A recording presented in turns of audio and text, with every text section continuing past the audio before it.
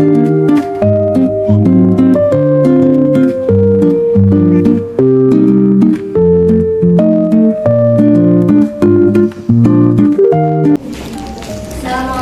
warahmatullahi wabarakatuh. Waalaikumsalam warahmatullahi wabarakatuh. Sebelum belajar, marilah kita bersama-sama membaca doa. Membaca doa, mulai.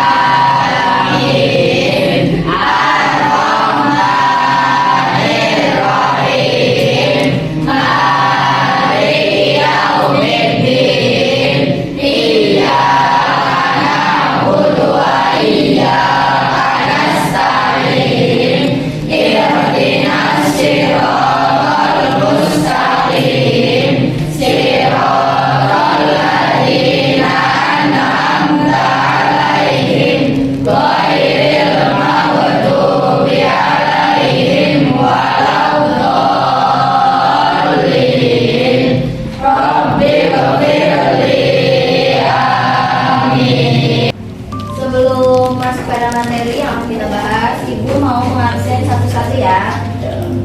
Adalah Tadi Bu. Akhir Faris, Alif Rizky, Tadi Bu. Alvina Damayanti, hadir Bu. Catu Andika, Tadi Bu. Kaisa Amalia, Krisya, Muhammad Anjar Mutalali, Muhammad Fahri, Tadi Bu.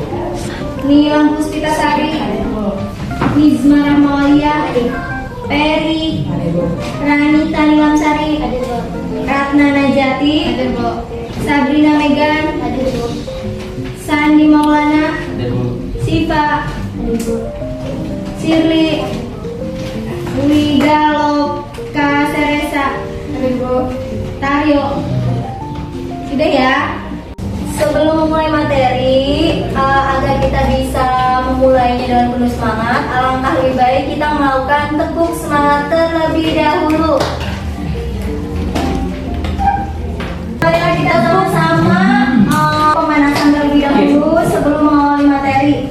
Tepuk semangat.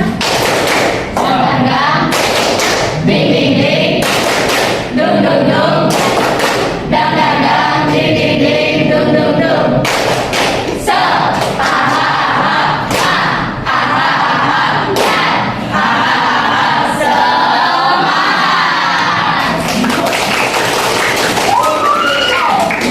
Pada pertemuan kali ini kita masuk pada materi tentang najis dan tata cara mensucikannya.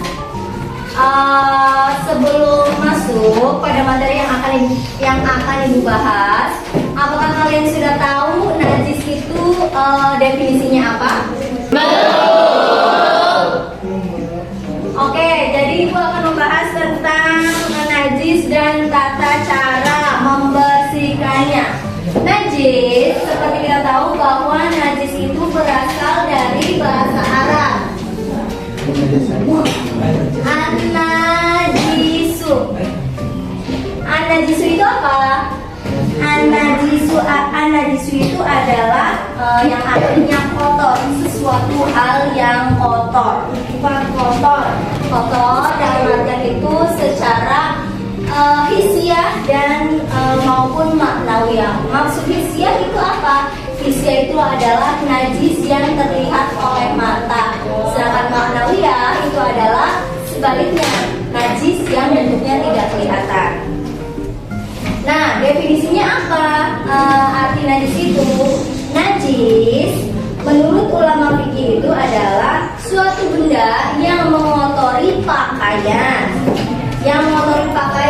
atau badan kita sehingga menghalangi sahnya ibadah kita. Dasar-dasar hukum perintah bersesuci itu terkandung dalam Quran surat apa aja sih? Dasar hukum bersesuci itu terkandung pada surat Al-Mudassir ayat 74. Yang bunyinya yang bunyinya wasia baka fatahir.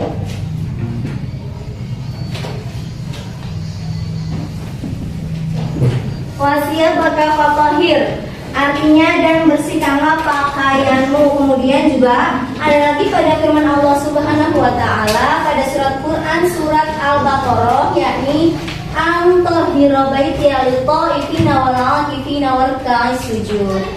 Nah, setelah kita mengetahui apa itu najis, dasar-dasarnya hukumnya najis, kalian tahu tidak ada berapa macam-macam najis? Tahu.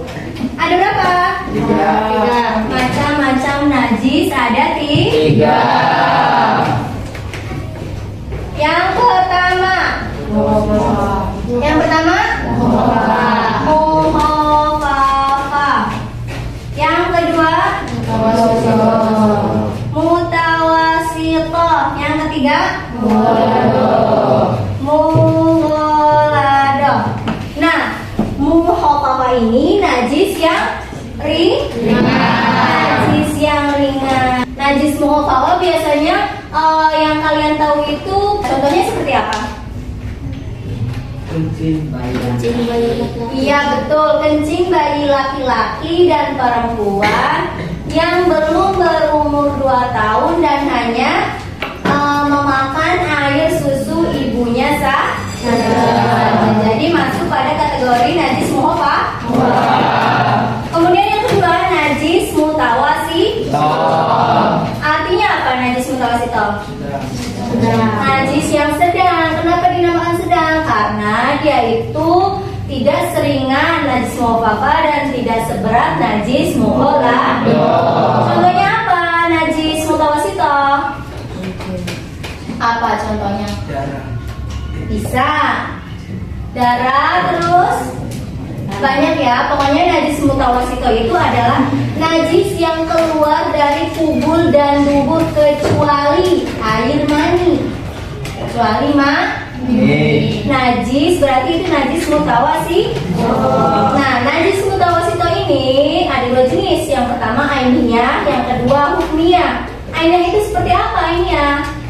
Ainiyah itu bentuknya itu terlihat oleh mata.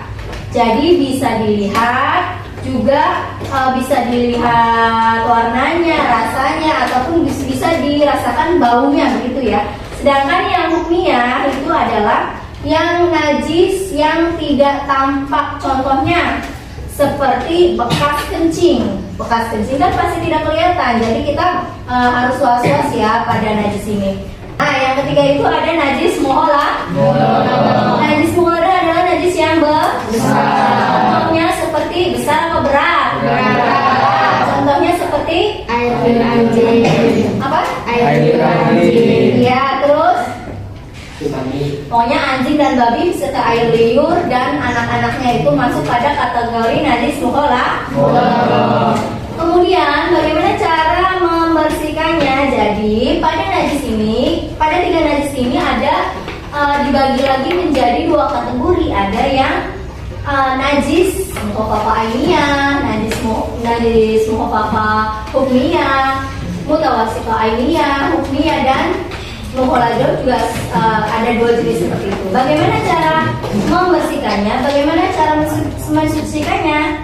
Yang pertama, ketika kita mendapatkan najis muhafafah, biasanya caranya itu dibersihkan terlebih dahulu sehingga warna, bau, dan rasanya tidak lagi kelihatan dan dirasa.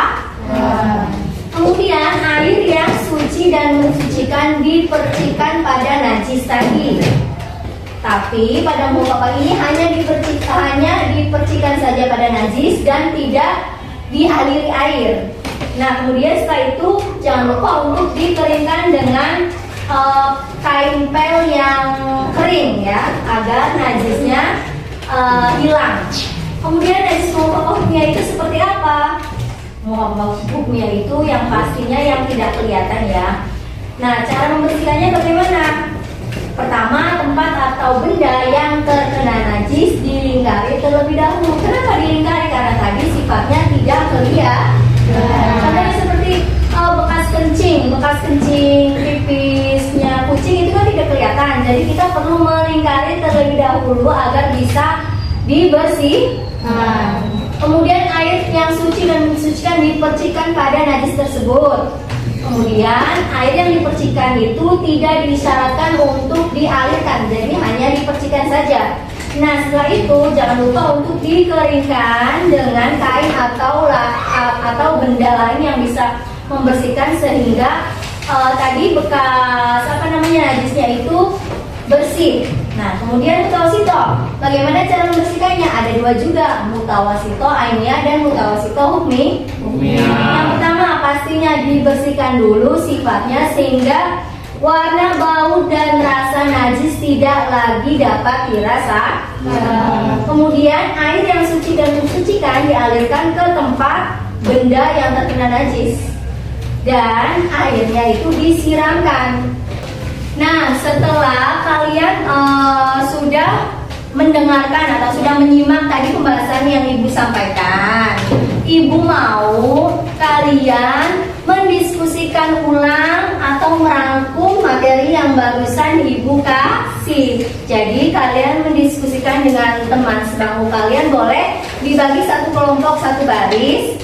Terus setelah itu kalian mendiskusikan dan kalian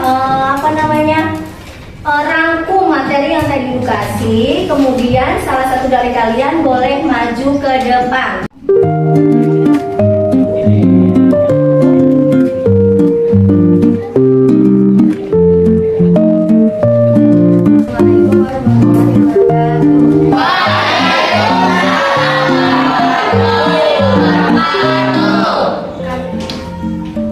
Kami akan menyampaikan hasil diskusi kami.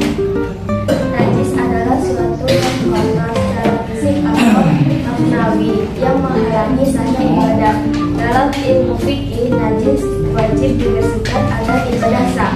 Najis terbagi menjadi 3 jenis berdasarkan tingkat kekotorannya dan tata cara penyuciannya. 1. Najis mukhafafah, najis ringan. Contoh, air kencing bayi yang hanya minum ASI. Cara menyucikannya cukup dengan memberikan air bersih ke bagian yang terkena najis sampai hilang sifat najisnya, warna, bau, rasa. 2. Najis mutawasito, najis sedang. Contoh mazid, wadi, najis dari kubur dan kubur manusia kecuali air mani. Cara mensucikannya dibersihkan dulu dari sifat najisnya, kemudian disiram dengan air mengalir sampai hilang semua sifat najisnya. 3. Najis mukhaladhah, najis berat. Contohnya anjing, babi, air tidur dan sperma keduanya serta keturunannya. Cara mensucikannya, hilangkan najisnya terlebih dahulu, lalu cuci dengan air bersih sebanyak 7 kali. Salah satunya disambut dengan debu suci. Dasar hukum bersuci terdapat dalam Al-Quran dan hadis, menegaskan pentingnya kebersihan agar ibadah diterima. Tata cara bersuci pada dasarnya mengedepankan kehilangan sifat najis secara menyeluruh dengan air, dan pada najis berat menggunakan debu sebagai tambahan untuk mensucikannya. Terima kasih. Wassalamualaikum warahmatullahi wabarakatuh.